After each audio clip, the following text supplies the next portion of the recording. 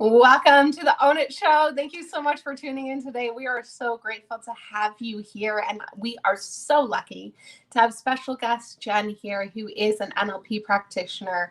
And what I'm so excited about, as you know, I love the Own It Show to help take uncommon knowledge and make it common.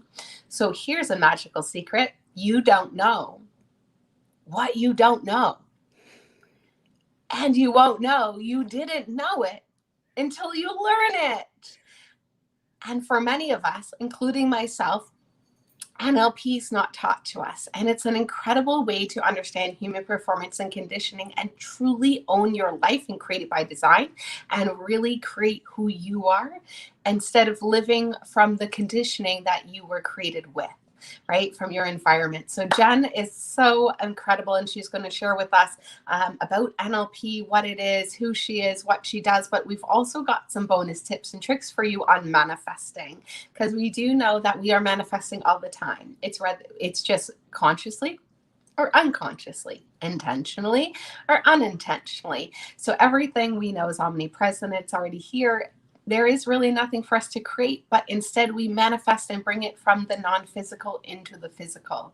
And how do we do so is by some incredible tips and tricks we're going to share with you today. And you know that we're on Clubhouse every week teaching, and we're also in the Own It community teaching. So make sure you come and check us out. And thank you, Jen, so much for being here. I'm so grateful, and I'm looking forward to working with you as well. So will you let the audience know who you are, what you do, and your story? And then we'll dive deep into what is NLP and how does it work. Absolutely. So thank you so much for having me. We've had a little chat prior to hitting the record button. It's been lovely just chatting. So of course, my name is Jen Febel, and my company is Live Life Unbroken. And I am a coach. I am a mentor. I am a motivational speaker. I am an NLP practitioner and trainer, as well as a master hypnotherapist and trainer through the American Board of Hypnotherapy, which means I am able to designate others in the tools that I use.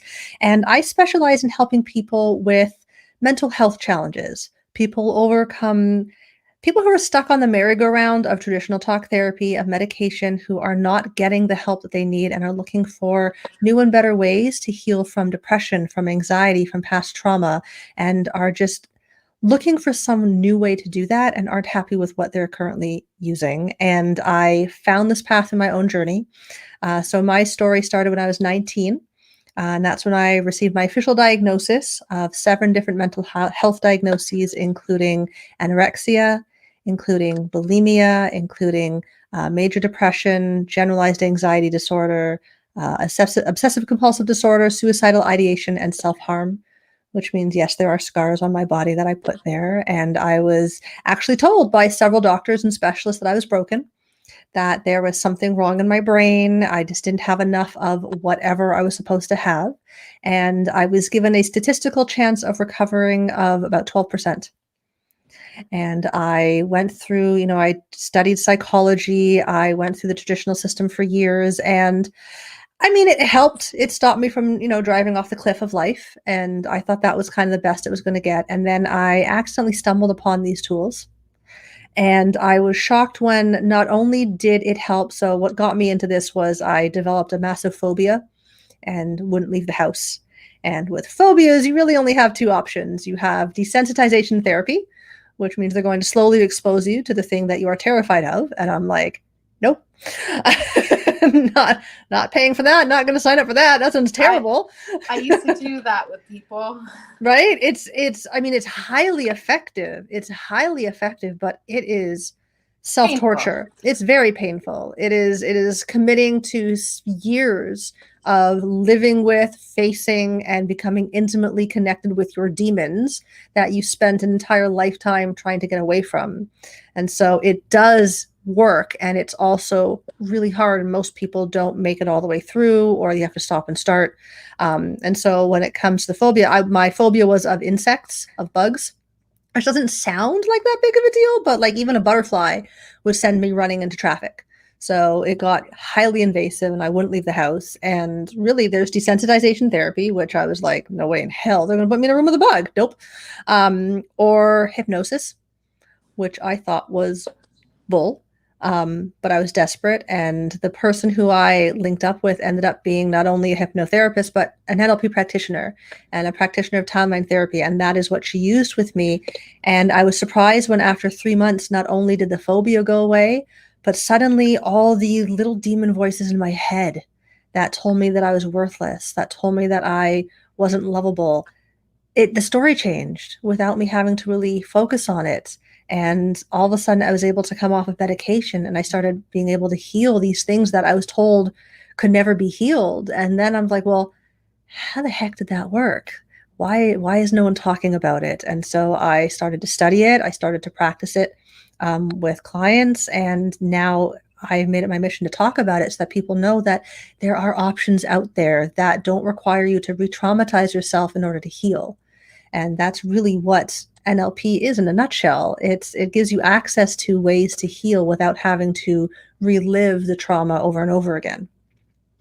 And I just have to add to that. Firstly, you're incredible for all that you do. And thank you for sharing your story. And I will also add to that. So, as I grew up, I think people who are type A personality, who want to do their best and be their best, we're so hard on ourselves. Yes. So I went through all the same things you did. The only thing is I never told anybody, because that would be, and never really allowed anyone in. And only at one point did anyone ever really know. And it's because I ended up in the hospital, right? Yep, that clues people in real fast. Oh, Yeah, right. oh, That does it. right. And I had anorexia, and I had bulimia, and I had self love issues and self doubt issues, and I'm not good enough, and OCD, right? Like obsessive compulsive disorder. Everything's got to be perfect. I have to be perfect. Like, and it doesn't create a conducive environment for us to grow. No, not at all. It's a very confined cage, which gives us the illusion of safety. But then we feel safe, but Because we we're realize we're in controlling a cage. everything, right? Yeah, then we realize, well, now I feel safe, but I'm alone in this cage, and everything that I want is outside, and now I can't get to it. So I've managed to create this perfect little box for myself, and I can feel safe in this little box, but now I'm realizing that it's a very empty, very lonely place to be. And we don't know how to have what's outside the box and still feel safe. So we need to learn how to find that safety so we can bring it with us everywhere.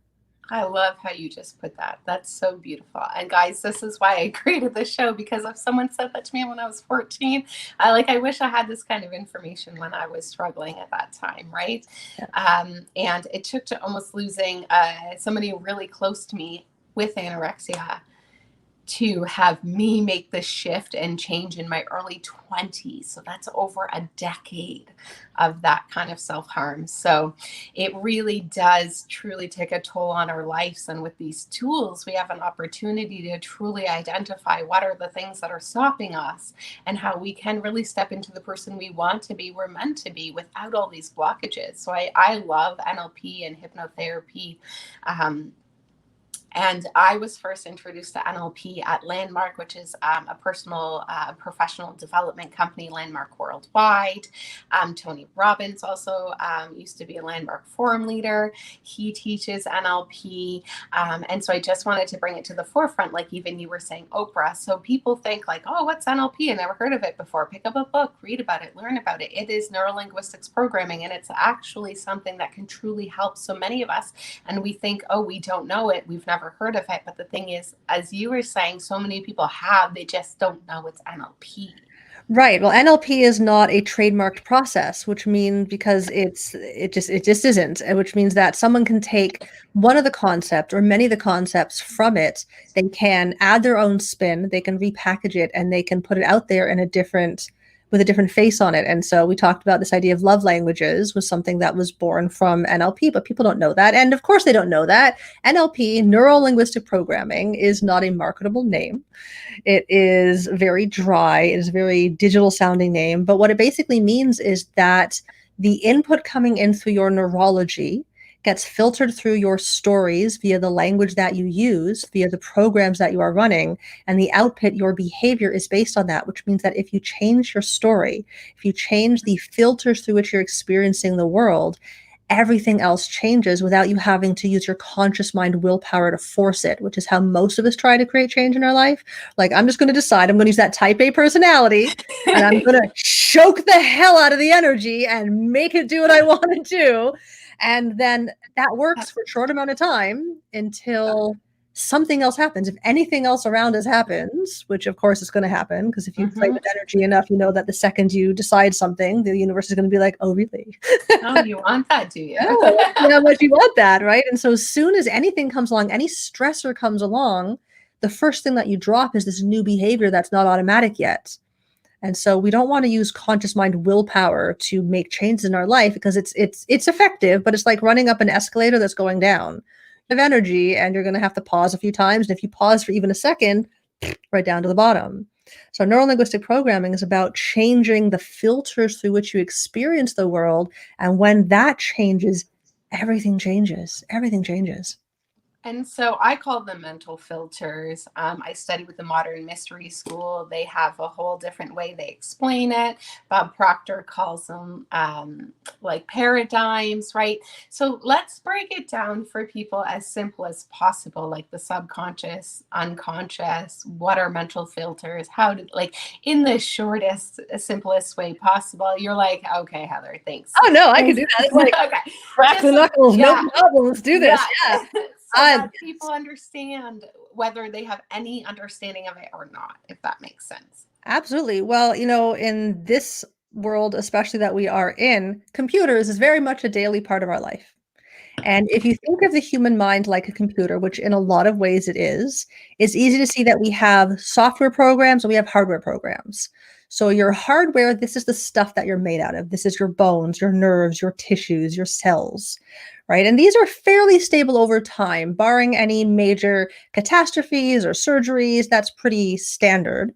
And then we have our software programs, things like our beliefs, things like our past decisions, things like our attitudes and values. And these things change over time.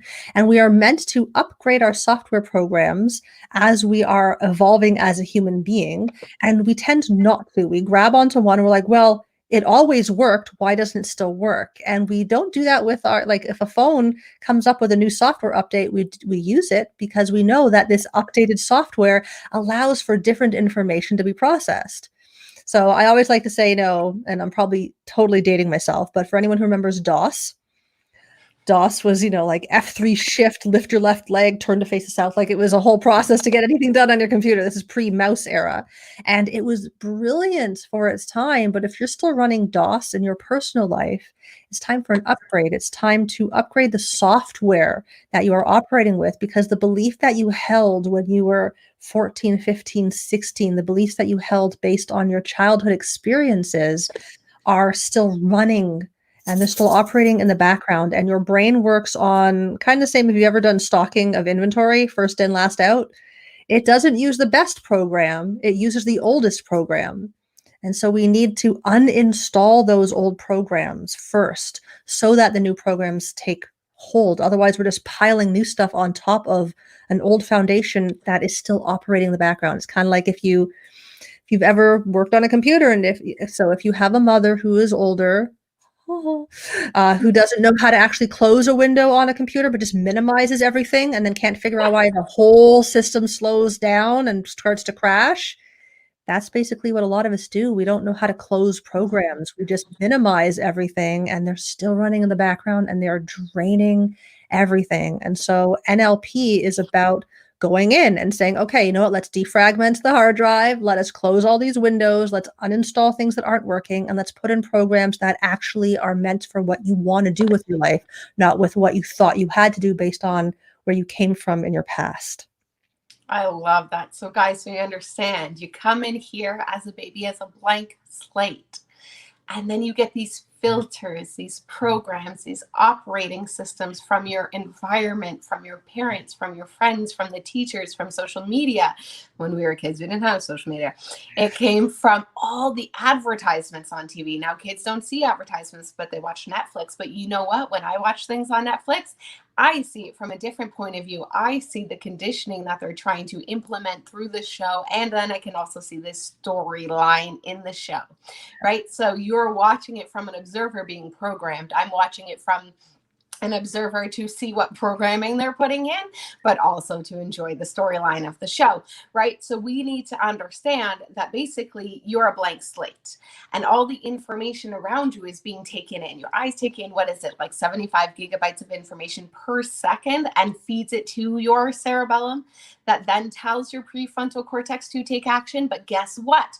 There was 1,000 opportunities, but you're stuck on lack, fear, worry, doubt, because that was your initial programming. So you didn't see the other 75% of the opportunities because your mind, your brain, literally the physical, is stuck and focused on what's not working, all of the negative. And then we create more of the same. You're like, if you don't know what I'm talking about, please, and we watch this in our human conditioning and performance class and human kinetics and at the U of Windsor. And Dr. Horton, if you're ever listening to this, I love you. You're one of my favorite human beings ever and professors.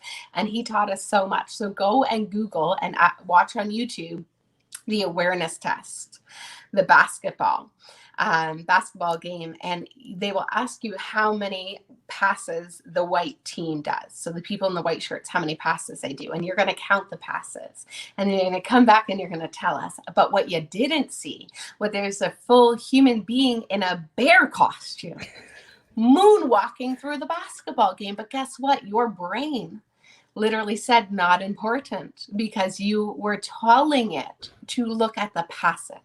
So it literally eliminated that and didn't even tell you. So imagine the opportunities you're missing in life right now because of the filters you're operating from. So go and do that, because I remember everyone in class were like 13, 12, 10. And then my teacher was like, and did you see the moon walking bear? And I was like, the what?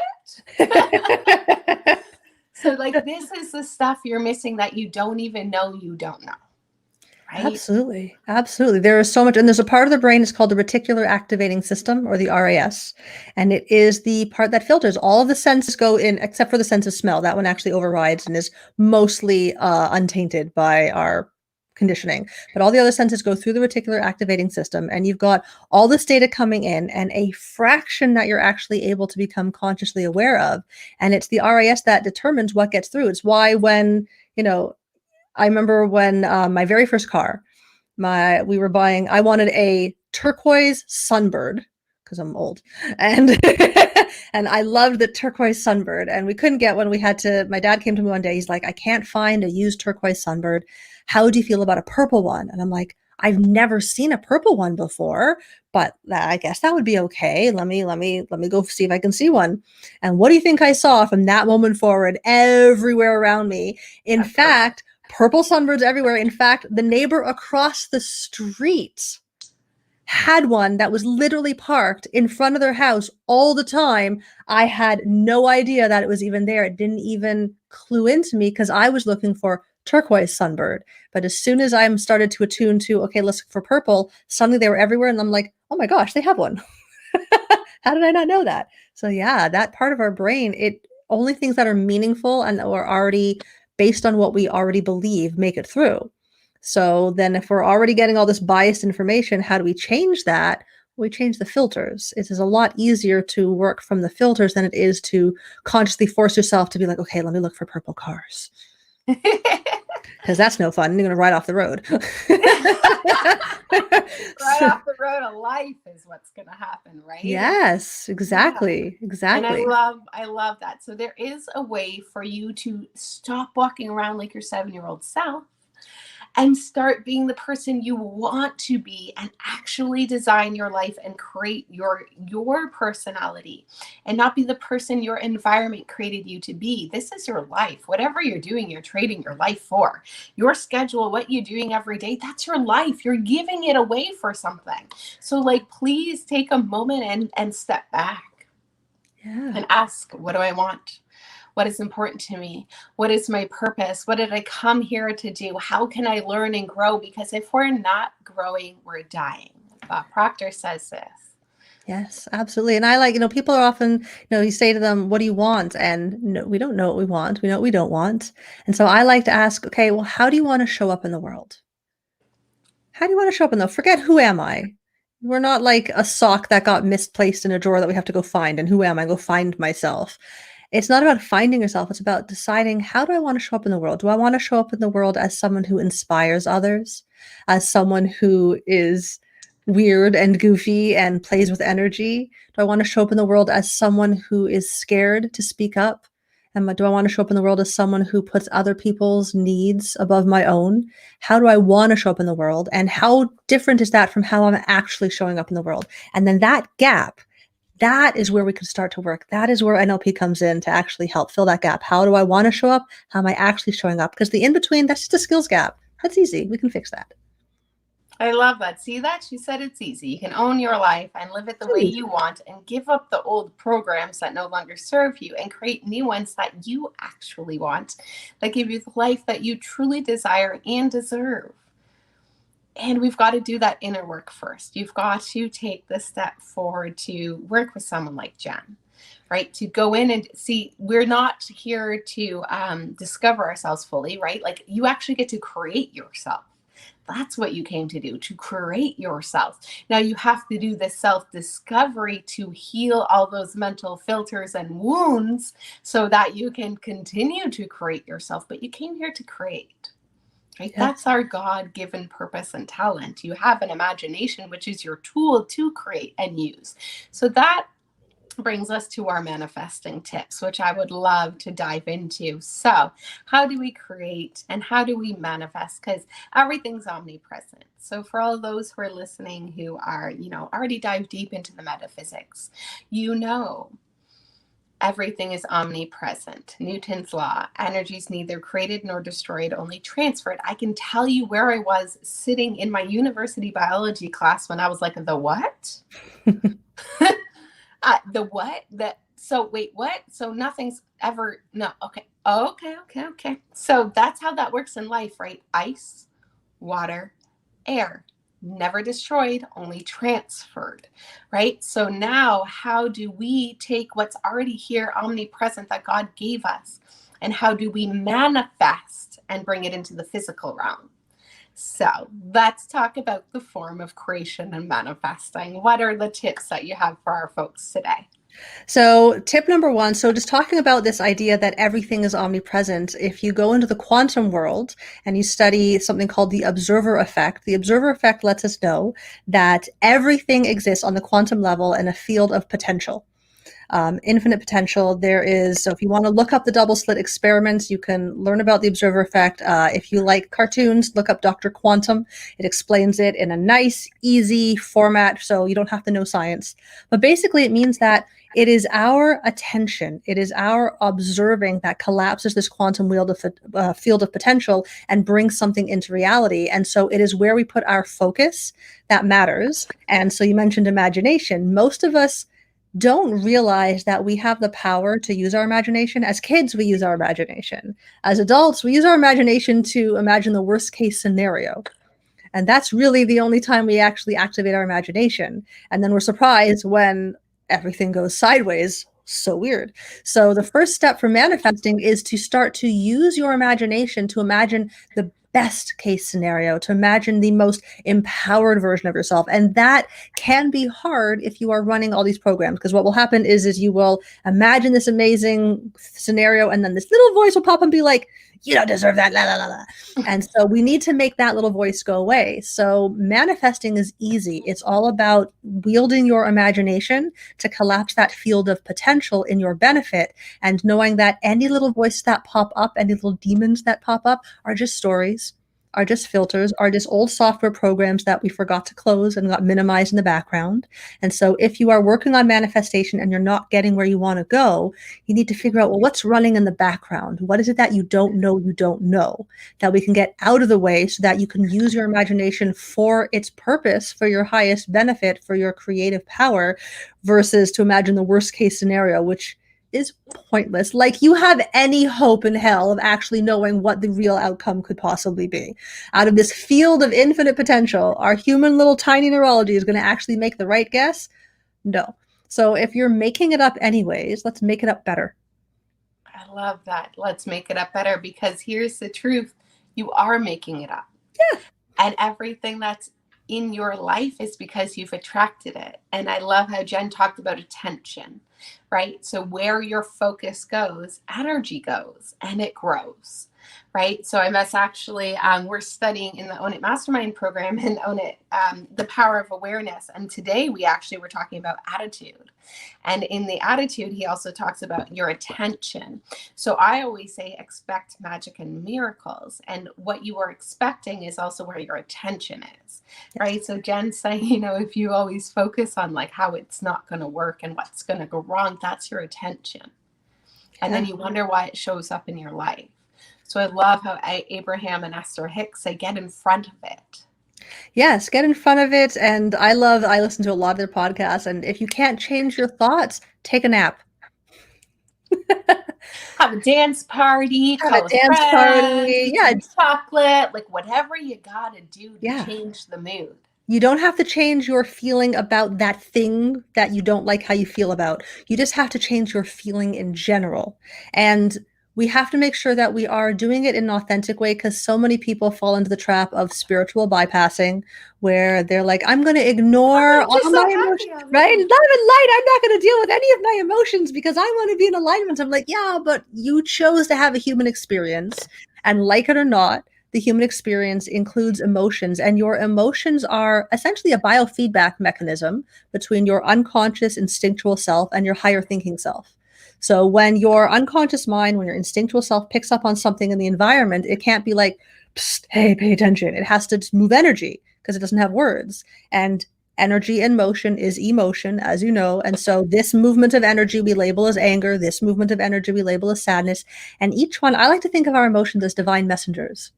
They're here to teach us something about ourselves so that we can make a difference, so we can make a change. But if I'm so busy staying in love and light that I'm ignoring my humanity, that's not why we're here. As Esther Hicks would say, if you want to stay in alignment all the time without being human, croak.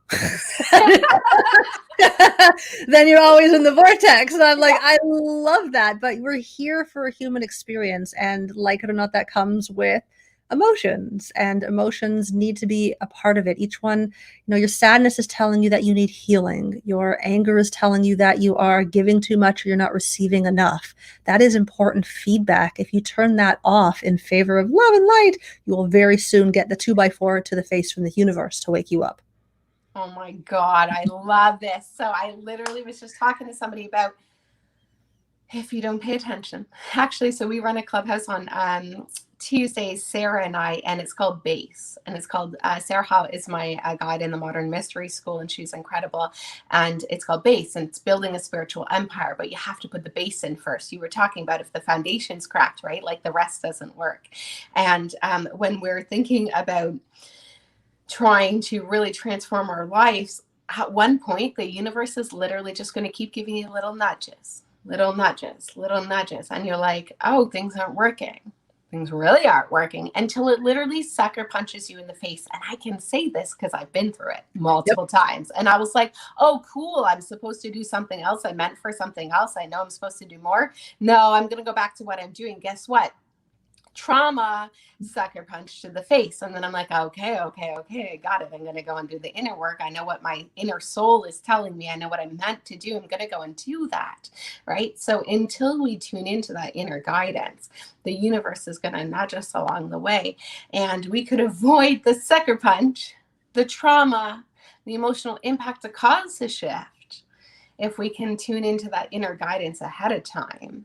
And so I just wanted to say, I like to say, follow your intuition and get in tune to what that shows up like for you. So for everyone, your clairvoyant gifts, we all have a clairvoyant gift.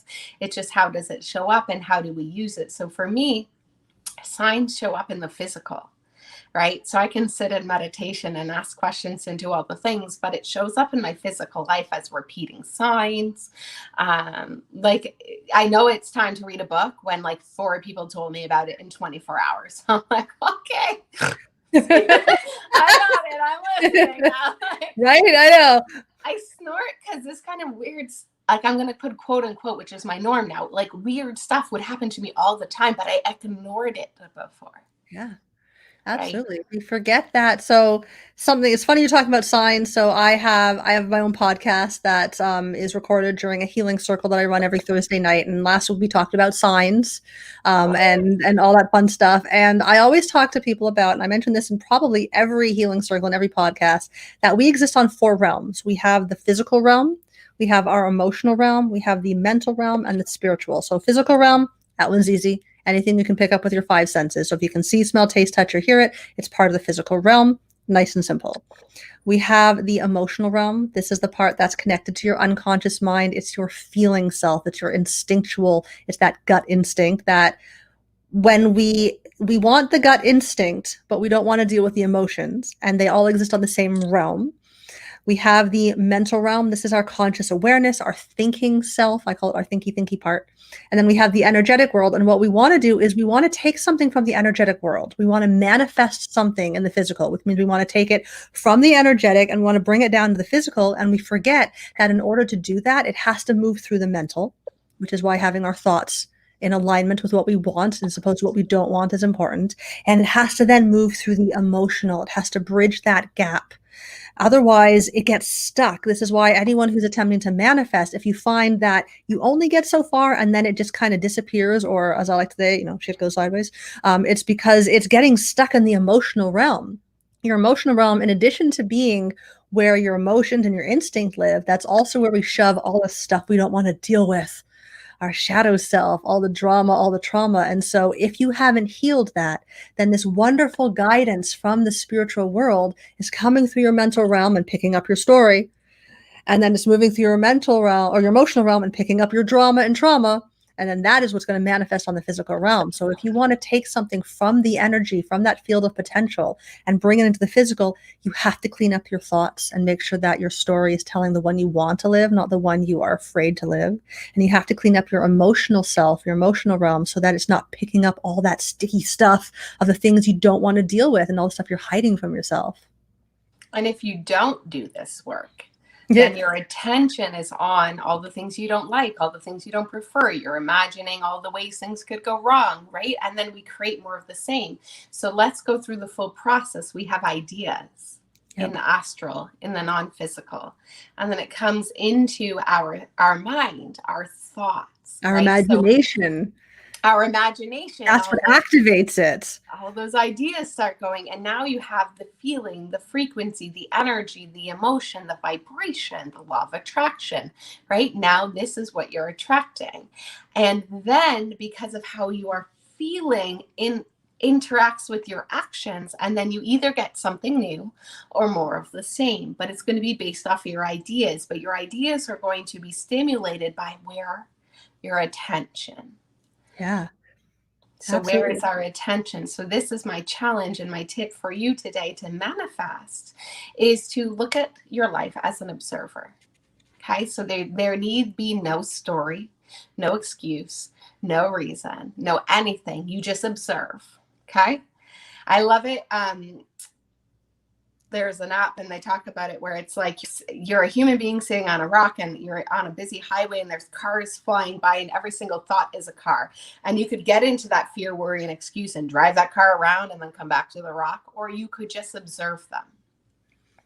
And so we observe and then we decide, I see life looks like this. It's only here because that's where my intention was for a short period of time.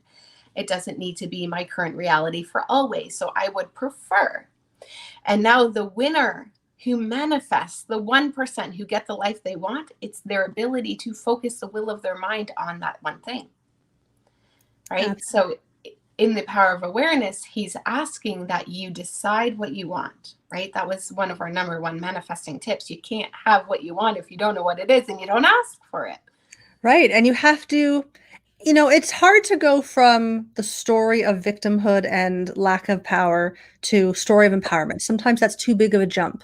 And so the opposite of a negative emotion is not a positive emotion.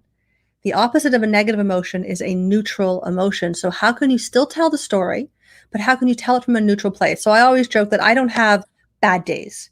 I have good days, and I have days filled with opportunity for learning and growth. Now, those days will feel like garbage. Let's be honest. The human experience of a day filled with opportunities for learning and growth is feely. And that's another thing. I'm having a feely day. Life was a little bit lifey for me today. It allows me to label it. It allows me to give voice to it without adding in all this baggage on top of it, right? So what is the story that we're telling ourselves? And is that story, we think that it is describing our reality, but in fact, it is creating our reality. And so don't go from negative story to positive story. As Esther Hicks would say, you can't get there from here. Mm-hmm.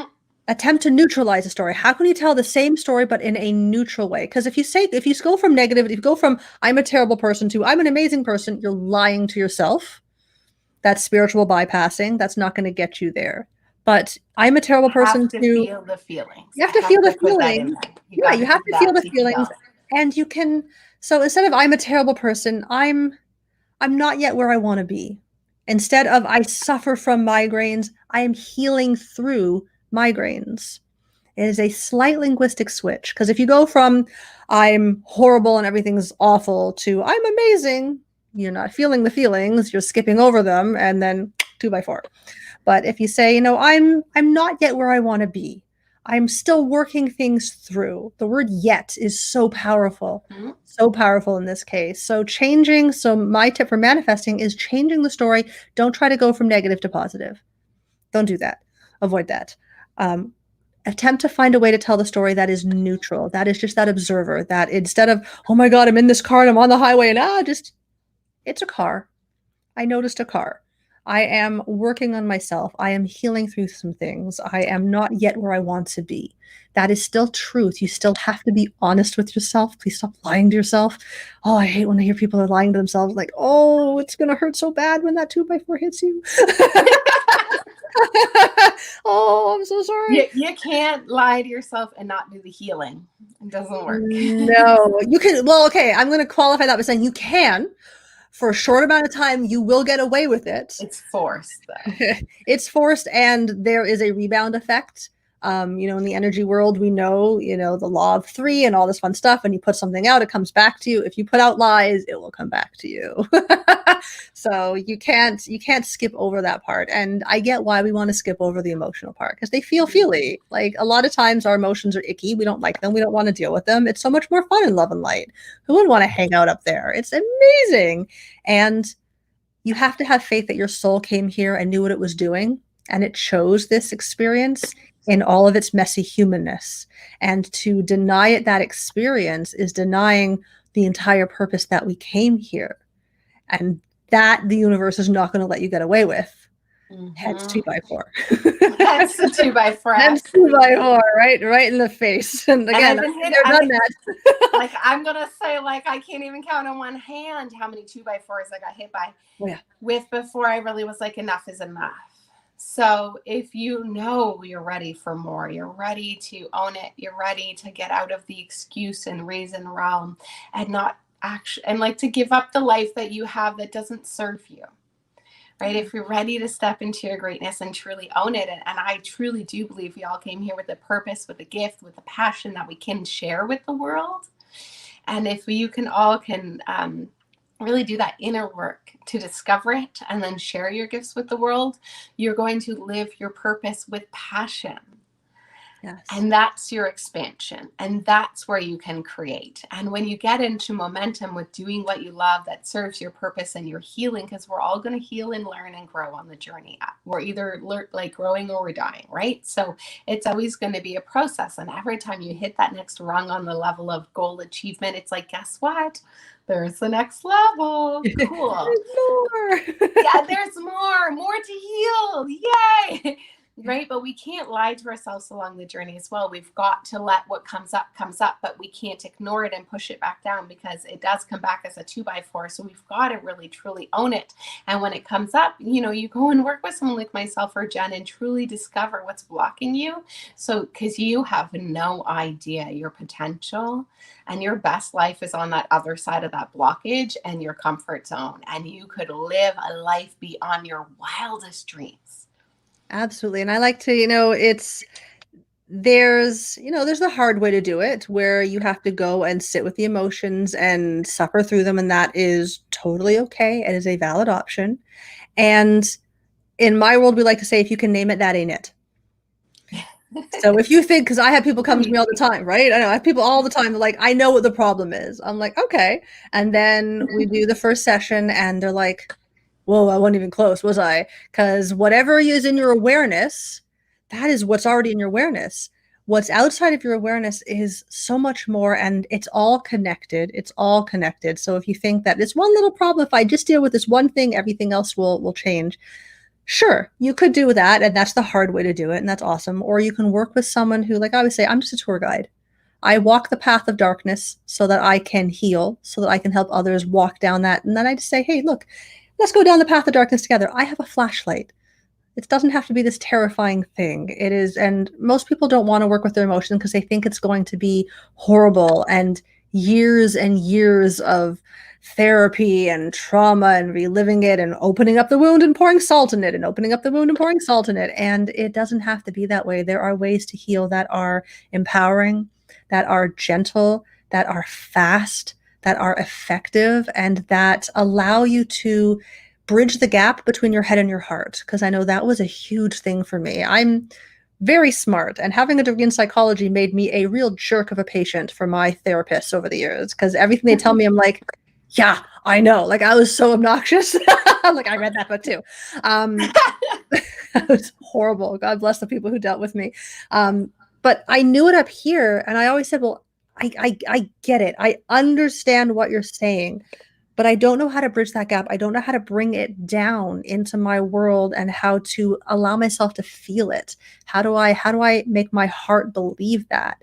And the traditional system's like, well, eventually over the time it will happen. And it never did for me. And so now I have the honor of helping people bridge that gap, to connect their head and their heart, to reconnect them with their inner wisdom, because all the answers are already in you. I don't need to tell you anything. You already have all the answers. You just don't know how to find it because you've hidden it so well from yourself that you forgot where it is. Kind of like, you ever put something away and you put it in a safe place, and that's the last you ever saw of it. Until you moved or something. Right? Until you're like cleaning out a drawer like years later. I lost my health card once and I had to go get a new one and all sorts of stuff. And then like years later, I was cleaning out my car and I found it. I'm like, oh, right, I remember putting it there now. It made sense at the time. And we do that a lot. And with our wisdom, we hide it from ourselves so that it's in a safe place. And then we don't know how to get back to it. And so my job as a coach is not to tell anyone anything new. People know this stuff. It's just built into our DNA. It's more about connecting someone with it so that they can find the answers already in them so they don't need me anymore. That's always my goal. And remembering their greatness. We came to remember our gifts, and we're Yes. we're all on the mission. No one's perfect. No one's whole and complete. I say we're all whole and complete, but we're really all on this journey together of unity consciousness, of one consciousness. There is no separation. Separation is an illusion. So whatever you're going through, I bet your neighbor is going through the same thing. And we're all on this growth and self-discovery and creation journey. So let's just love ourselves and each other along the way. Yeah. But let's make sure that we do the work so we can own it, so that you're not on your deathbed going, I shoulda, coulda, woulda. Yeah. So there's not conditions on the love, right? My love for myself, I will love myself when I am this and I am that, when I've lost weight, when I've been smarter, when I might, whenever, whatever condition we put on it, we all want to receive that unconditional love from outside of us.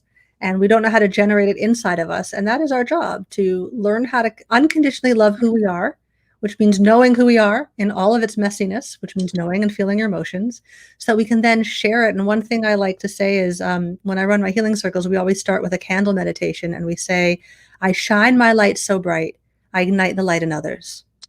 And that's really our only job here, to shine our light. And so many of us are so busy lighting everyone else's lights, and how would someone else's candle look like? And oh, my candle's not as big as someone else's candle. And oh, I need 3 wicks and mine doesn't smell like that. We're so concerned, and that's not the point. Just learn how to shine your own light, and shine it so bright that you have no choice but to ignite the light in others. And that is how we change the world. That is how we change everything.